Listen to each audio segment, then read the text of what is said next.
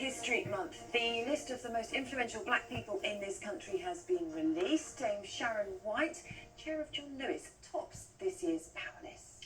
Rounding off our History Maker series, we're joined by Ngozi Fulani, who founded Sistah Space, a charity supporting black women who have been victims of domestic violence and sexual abuse, and singer Heather Small, who visited the charity to learn more about the work of the volunteers and colleagues. Let's take a little look.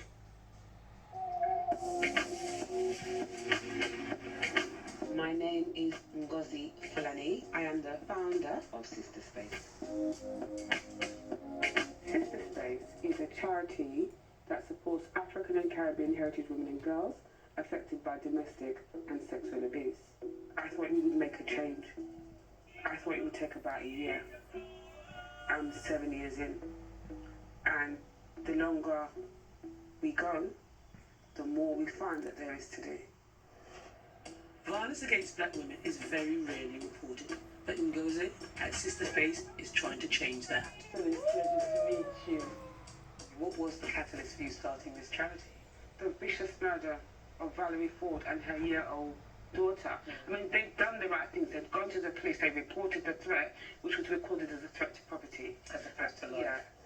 There are real concerns that police officers and other agencies have significant knowledge gap when it comes to the black community and black victims of domestic abuse. Valerie's law seeks to make cultural competency training mandatory across all mainstream services. What does it involve exactly? We talk about the fact that we may not bruise as easily, our bruises may not show up. We talk about the issues that we face when we go to report domestic abuse. A lot of victims don't recognize themselves. It's almost like they're so used to being, traditionally, culturally, back home, those kind of things that we have learned, we now have to unlearn. I'm not going to stop until we get equal rights and justice. Such important stuff. And Ngozi and Heather join us now. Thank you both for coming in. Ngozi, this is incredible. You know, when you first hear about a charity like this, you think, well, why would you need something like this? Domestic abuse is just domestic abuse and it applies to everybody. But just hearing you there, I mean, I've just learned a few things. You don't realise at face value, that some of the complex cultural issues that perhaps we do need to consider. I mean, it's a question that I'm often asked, why do we need a special charity? I know that that's not asked like the LGBT+, the Muslim, the Jewish communities, the, people with disabilities. People don't ask, why do you need your own specialist charity? It's very much the same for us. There is so much that people don't understand. And the only way that they're going to understand is if we teach, is if we share. And that's what Sistah Space is Explain about. some of that cultural competence that you're trying to educate and inform others. What is that? For example, if you look at my hair, you'll see that my hair has locks. It's a very different texture and it's a different body than any other demographic. All right? To take care of our hair and our skin is very different than most people. Even that alone. If we use an example like the really sad murder of Sarah, if I asked what Sarah's last name is, everybody can tell you. But if I ask about Valerie and her daughter, nobody knows. What's the difference? One is white and one is black. All right? So it's a difficult and uncomfortable conversation, but it's one that must be had.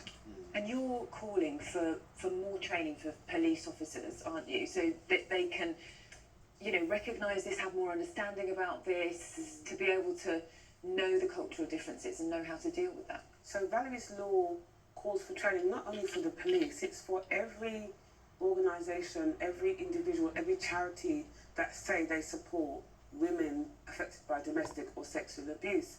I mean, the police are one agency. The violence against women and girls, VOG sector, are another. They really don't understand that they don't understand. And Valerie's law seeks to educate so that there is no more excuse of we didn't know, we didn't understand.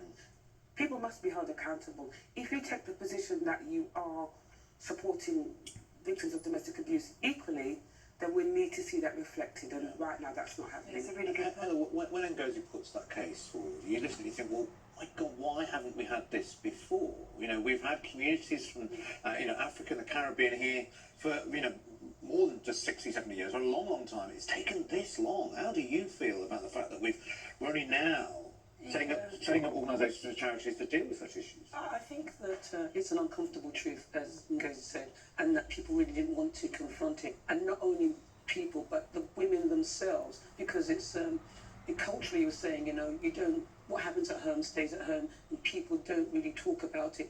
And as well, when people don't say anything to an abuser, you're enabling them. And sometimes within the community, it's horrible to say, but people will think, well, they're married and that's none of my business. But if somebody was to perpetrate that kind of violence on that woman outside of that relationship, everyone would have something to say. And I think to myself, you can't have an abuser abuse their partner, their wife, their children, Monday to Saturday, and then go into church, and everybody knows that happens, and nobody says anything. I think people have to be held accountable, and also the fact that being black women, you are seen differently. The darker your skin, people think that the tougher that you are, and that you will sass your way out of domestic abuse. As you said to me, a woman went into the police station, and she said, and she was African Caribbean, and she was being abused, and the policeman looked at her and said, I'm sure a strong Caribbean woman like you can handle herself. So you've defeminized as well. There's lots of things that people bring when it comes to stereotypes and racial profile. So we're talking about intersectionality. So when you've got intersectionality of race and misogyny, then you have a massive problem. And we can't speak freely because apparently Britain is a place that's tolerant. Well, who wants to be tolerated? Tolerated is another expression of we'll put up with. So I think we really need to start changing the language as well. Afro-Caribbean, BAME, this thing that puts kind of white people in one category and pretty much everybody else in another. And that in itself people is get tired of discrimination. acronyms. They can just say it. So they say BLM, and it means nothing. It doesn't resonate with them. Whereas if you say Black Lives Matter, whether you want to take it on board or not, saying those three words is very different from saying BLM. Yeah. And can I just say, Heather, you've been to see the work that Ngozi's doing firsthand. Amazing. What do you make of her and the difference that she's making? She is such a vivacious, loving, kind woman, and there's family members that work in the organisation, and there's people outside who feel like family. At the minute that I got there, I felt happy, I felt safe, and I thought it's a great place for women to come because there is a shop, and women are given stuff, and it's all free and it's all new, but the shop also serves a secondary purpose, and this is the thing about Ngozi. It's just everything has to work hard, just as she does. So you can come to the shop and you can say, to somebody discreetly, I am a victim of domestic violence, and they will help you on the spot. So it's not just that you could go and you can just pick up clothes and stuff, because an abuser could drop you at the shop and not know that you're going to be able to ask for help. So, for me, that's what I took away, that there is this 360 holistic way of looking after abused women. Incredible. What you're doing is fantastic. And Heather, to lend your voice as well is just important. Oh no, it's an absolute pleasure. We have to ask you why you're here, because we're running out of time. M people, of course. You were in the news only a few weeks ago. It was such a long time ago now. But it's a long time. M people moving on up was used at the Tory party conference as Liz Truss came out to address the audience. What did you think at that time? I thought that if she'd done some homework, my son's a Labour councillor, and I do not agree with all their policies, that they would have thought twice. And she's come a cropper, hasn't she? She has come a cropper.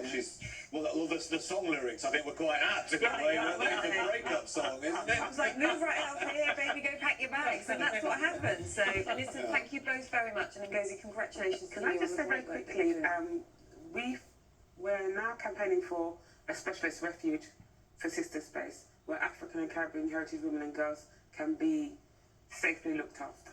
So you're going to hear more about us, but thank you so much. It's great. It's important what you're doing. Keep going. Just keep going. Thanks so much. Good to see you. Thanks, Heather.